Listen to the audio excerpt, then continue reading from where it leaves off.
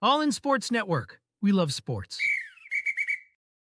It is Friday, June 12th, right here on your daily fix for all things Texas Longhorns, presented to you by Rogue Sports Network. I'm Tanner Carlson. That's Jake Jimerson, and this is All In Horns. We appreciate you sticking around throughout the summer. I know, our numbers might go down a little bit. That's to be expected just because there's not a lot to talk about throughout the Texas athletic programs. But this week in review, we hit up Sean Miller's press conference and Steve Sarkisian's press conference from a couple weeks ago at the SEC Coaches Conference. We also discussed a little bit of Texas recruiting updates. So feel free to go down our page, hit up this last week. Much shorter episodes. We're going to be hitting about the 10 to 15 minute mark. We're going to try to stay as consistent as we possibly can with those. They're going to be easier listens. There's not as much to talk about. So again, it's your daily fix to get you through the dog days of summer. We're going to bear through it along with you, and then we will get closer and closer each week to that Texas-Ohio State game in week 1.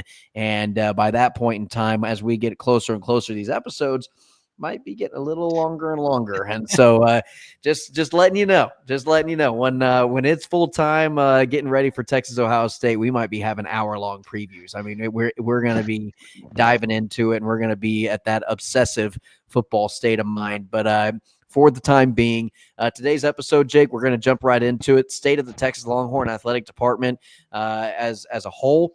And let's just start off with football. And I think you and I about as high on football as we possibly could be. Is it's nice to have this consistency of about 3 years straight now of feeling like this program is a real title contender. Yeah, and at the very least, a playoff contender every year at minimum. Uh, you know, I think Texas football is at least to that point now, and has been a national title contender the last 2 years. Obviously, just barely falling short in two very close games where they had a chance, on the last possessions each time to Yep. win or tie. Yeah. And And that was my big thing. That's what I keep telling people. I'm like, look, Texas is a completed pass from Quinn Ewers away in both games for touchdowns in scorable positions of playing in back-to-back national championships. And I think Texas wins against Notre Dame. I don't think anybody is beating that Michigan team. no, Texas was not going to beat that Michigan team. That was a bad matchup for Yeah. Texas too, just from a But I matchup do think the perspective. national championship could have been played Texas-Ohio State, and the winner of that game would have beat whoever they were playing in it ended up being Notre Dame. But I think With the the way winner, the bracket worked out, winner was beating Notre Dame. yeah, We talked about it that week going into it, was the national title. We did feel like Texas was a healthy underdog in that game. Kind of proved us wrong with playing Ohio State. The way they did, the way that game was played out, I yeah. think was a little different than we saw it. But I think Texas football is kind of just in that spot now where it's wait, be patient. I guess just be patient. You're going to take some lumps along the way, but that national title's coming. I don't know if it's going to be this year, with the inexperience that is in some key positions. But they're probably going to be putting themselves at least in a chance to, especially if they can stay healthy. And that's the other part of this, is why I think repeat champions are going to be very rare in this age of Oh, college football because of how long the season is. Everything has to align. You have to have the health factor. You got to have a little bit of luck factor because you can't drop more than a couple games in a regular season. And now you're looking at a regular season where Texas, you can't drop more than a couple games. You could lose week 1 to a very good Ohio State team on the road and already be like, well, crap, we've lost our rope. yeah. Kind of our leash of games you can lose. Especially when you have a Georgia on the schedule, a road game at Florida. You got OU on the schedule. You You got always have A&M. OU. Yep. Yep, Yep. you're going to have an A&M rivalry game on the schedule, though that's more of a pencil in win. But it it is going to be very hard to repeat as a champion in this age of college football. I want to bring something up to you, Jake, and I kind of feel this way, and I don't know where a lot of other programs are with getting a new quarterback. I almost feel like Arch coming in as his first year as the full-time undisputed starter, it almost feels as though we didn't really lose a quarterback. It doesn't feel like we have a new incoming starting quarterback who is a first-time starter full-time. It just doesn't feel that way with Arch Manning. I've never really felt more confident about having a new quarterback starting for your team. I mean, Ohio State's got a new one after following Will Howard. Alabama's going to have a new guy. Michigan's going to have a new guy. A lot of these teams having new quarterbacks. Now, Clemson, they are going to have one of the few returning superstars coming in. Miami is going to have a new quarterback. Georgia, a new quarterback. There's going to be a lot of these top programs that are getting new faces. Now, some of them are transfers who have college football starting experience. Carson Beck at Miami, to name one. But it is different for me with Arch Manning because I feel like he's been in the system for 3 years. He's going to come in and almost I hate to say, it's not going to feel like he's a first-time starter, in my opinion. No, I think there's a better chance at the quarterback position feeling like an upgrade, and I don't say that as a slight to Quinn. I think a lot of Arch Manning. The positions that concern me as far as when you talk about winning a national title for Texas, and when I say concern me, I just mean as far as I'm not going to sit here and say, oh, yep, Texas win national title this year. That's not. I'm not saying they can't. I'm just saying that wouldn't be I wouldn't just currently say I'm confident they're winning the national title. I mean, you're replacing 4 of your offensive linemen, including center, which is a tough position to replace. Your right tackle is extremely unproven. Left tackle, I'd say you're replacing 3, but ironically with Kelvin Banks, 3 positions that feel a little more unknown. With left guard, even though I have confidence in Neto, you don't know what you're getting in him. We haven't seen him play much. I think Hudson will probably be fine at center, but left guard, right tackle are 2 kind of scary positions. Defensive tackle, you got a bunch of transfers you're plugging in. And the secondary, Jade Barron's not an easy guy to replace, even though we think they have the talent there. And that's just part of, that's every team. You're going to have holes, like you said. Ohio State's going to have a question mark at quarterback, and their defense is probably not going to be as strong, but Ohio State's offensive line is probably going to be the best in the nation or top 2 or 3 in the nation. Yeah. And so, it, as far as a They're, state of the they're program, replacing they're replacing 2 pro running backs at the same time. yeah, But but at the as same far as time, you've got the best returning wide receiver in the country for Ohio yeah, State. but as far as wide receiver, another position pretty unproven for Texas going into this next year. But as far as a state of the program goes, as far as not just looking at this year, but looking at the next year, I have said, going back to before this last season, that I think 2026 they will win a national title, and I stand by. I think 2026 is the year Sarkisian gets his first title. If it's 2025, even better. Can we put a future on that already? I doubt you can 2 seasons in advance. As soon as that future becomes available, I will place it. I will put I my money where my mouth is I on that I'm one. right there with you. I'll match.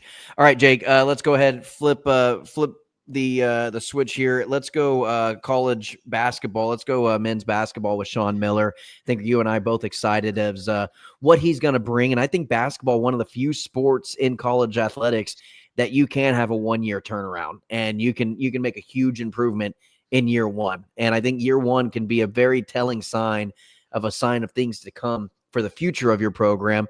It can also just be a one and done, and you never match that success. Basketball is a very finicky sport when it comes to that. What are our expectations? What are we liking about Sean Miller, and what do you think the future of the program looks like under Sean Miller? Maybe a little dangerously excited.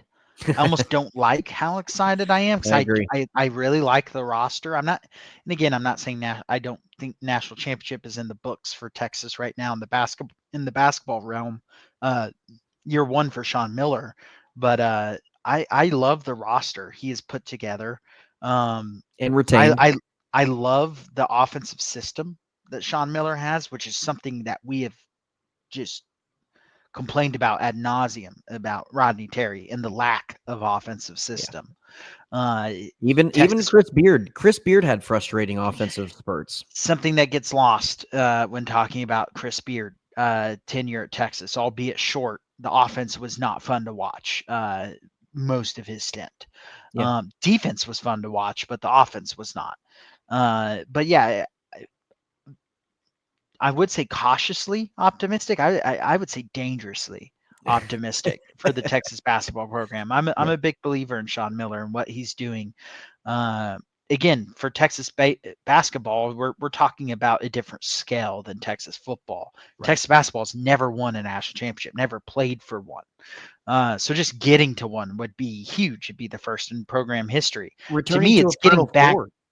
To me, it's getting back right now to being a consistent tournament team that is a top, 5, 6 seed at worst Yeah. every year and is putting themselves in positions to make multiple Sweet 16s, to make an Elite Eight, to get that Final Four run, to maybe get that run where you get to a championship. Because if a Houston can do it, a Texas can do it. But we haven't.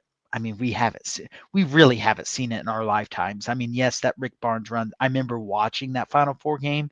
We were so young that we didn't understand The the magnitude. gravity of it and just thinking, oh, this will happen again, and then it just doesn't. I mean, and Rick Barnes was the epitome of consistency, and he is at Tennessee too. He gets Tennessee to a Sweet 16. He gets Tennessee as a top 3 seed. He gets Tennessee there. Again, it's getting over that hump. For me personally, I would get a little frustrated, very similar to what we did with Rick Barnes and my frustration with Rick Barnes at the time, and maybe taking it a little bit for granted. But look, if you're never going to get over the hump, then you're just not going to get over the hump. I mean, it's that old mythology story of the man pushing up the boulder up the mountain, and then the boulder rolls all the way down. And he has to restart, And so that's what I feel like Rick Barnes is as a head coach, as a basketball coach. I hope Sean Miller can continue pushing, can continue pushing, and then does get over the hump and eventually bring Texas a national championship within the next 4 to 5 years. I really do think that that's a possibility. The way basketball in today's basketball world is set up, I think that's a realistic expectation. Yeah, let's just get to the hump first, though, Sure. because Texas basketball hasn't even been to that hump since. I mean, the one Elite Eight run, which it wasn't a fluke. That team was very good, but It was player was led. it was a very weird year. Yeah. With the dismissal of Chris Beard in the middle of the season, Well, and then start of the season, that was the year with San Diego State, FAU, and Miami, UConn, and Miami. UConn was the Final Four. So just as a whole, March Madness was a very weird year. Women's basketball, Vic Schaefer, we think he's going to win a national championship. He's got, in my opinion, the best player in college basketball with Madison Booker now, with Paige Buchers going to the WNBA. Juju Watkins is going to be hurt. Unfortunate circumstances in a March Madness game. But yeah, she'll miss a portion of the season. But Madison Booker going into women's college basketball next year is going to be the front runner for the player of the year and the best player in women's college basketball. Yeah, I mean, this next year is big for Vic Schaefer. They're to that point now where it's get over the hump, Yeah. and it's still get over the South Carolina hump. By the way, that win, we've talked about it, but looking back at that win means nothing at Yeah. this point. It means as close to nothing as you can get at the very least, because it was nice, but when you get your ass handed to you 3 other times that you play them, 3. 2 at neutral sites, and the only one you won was at home, yeah, it doesn't mean that much. Yeah. So, and then South Carolina getting it handed to them by UConn in the championship game. So women's basketball is kind of a weird one because you can get to the Final Four, but you can lose by 30 to a team that's just way better than you. And so Texas, for women's basketball, the state of the program is in a great situation. They got to get better offensively though Yeah. to win a national title because the offense was not good this year. Yeah, and you're losing Rory Harmon, are you not? Or is she coming back? That she was a senior. She could be a junior. I think she was getting a medical Was she getting year, a medical year? not a COVID, but a medical year. I'm pretty sure she's back. Is I'll she look it back? up while you Well, talk. that'd be huge though. But yeah, I agree. A little bit more offense would be nice. Someone other than Madison Booker, and you got to get better around the Yeah, she's 3-point back. line. Okay, but you got to get better around the 3-point line. Have to. Yeah, If you're not scoring threes and keeping up with teams like a UConn who can light it up from beyond the arc and play defense and do all the other things, yeah, you're not winning a national championship. when But when one of the keys for you winning a game is shooting around 6 to 7 threes, you have a significant hole. And South Carolina just learned how to guard Texas yeah, to stop them from scoring, which is just make them shoot. yeah, And so that gave Texas, because that's why Texas had issues getting to the Final Four. They had some close games down the stretch of the tournament getting to the Final Four. If their offense gets better, you feel like a national championship is only a matter of time. I agree. Baseball, Jake. It was a tough end to this season, but I think I can look at this season with a little bit of rose-colored glasses, considering where we thought this program was going to be this last season. But I think Schwarzenegger has just scratched the surface of getting his roster, his team, his recruits, his transfers into this program. And what he did with this year's team, I thought exceeded and just all expectations that you and I had set for him, and any expectations that any college baseball analyst would have given Texas is year one and the gauntlet that was the SEC regular season champs. A gauntlet that maybe didn't prove to be such a gauntlet after all, after regionals were all said and done. But just, one of those seasons where we outperformed the talent that was on the field, in my own personal opinion, and Schlossnagel is only going to improve that talent from this point on. Yeah, even when Texas baseball was number one, a lot of college baseball analysts were talking about like Texas is playing greater than the sum of their parts is greater than the parts. Yeah. And so Texas baseball was ahead of schedule this year by a lot. Now the postseason kind of ended probably about on schedule to where you thought they would be. Mm-hmm. Super regional would have felt a lot better. But with that said, sky high expectations for Texas baseball moving into the short term future. I fully expect Schlossnagel to be in the College World Series regularly and winning a national title within the next 4 years or so. The expectation will be Omaha next year, Yeah. especially with the recruiting that they're getting coming in. Already have hit the transfer portal as well, by the way, getting a power hitter out of Wichita State. I have big expectations for Texas baseball. I expect them to be adding to these national championships that keep adding up under Chris Del Conte's tenure.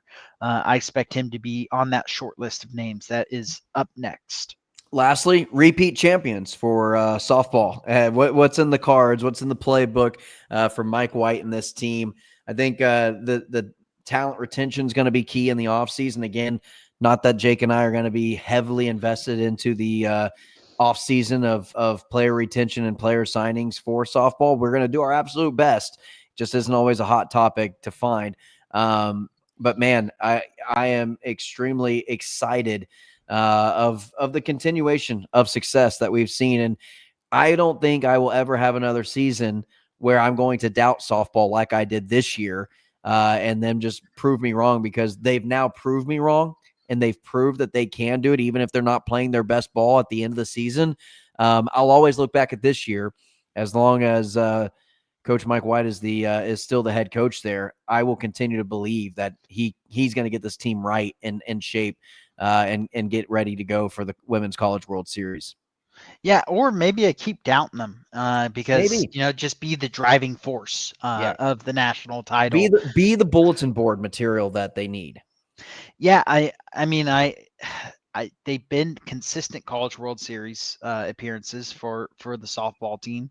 I expect that to continue. It's just a matter of they had some seniors on the roster this year. I don't have what the roster is going to look like next year in front of me, but how are they going to replace some of these players? A Reese Atwood comes to mind. I believe Tegan Caven was a senior as well.